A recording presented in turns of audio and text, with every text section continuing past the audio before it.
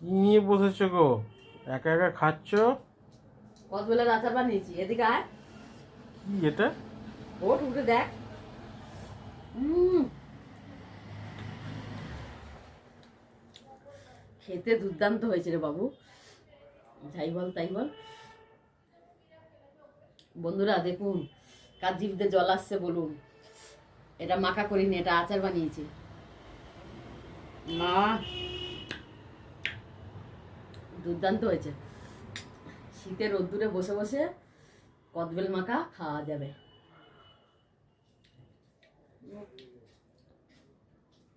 ফাটাফাটি।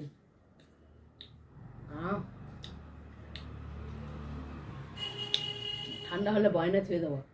এটা আমি মনে হয় দুদিনে খেয়ে নেবো, এত ফাটাফাটি হয়েছে।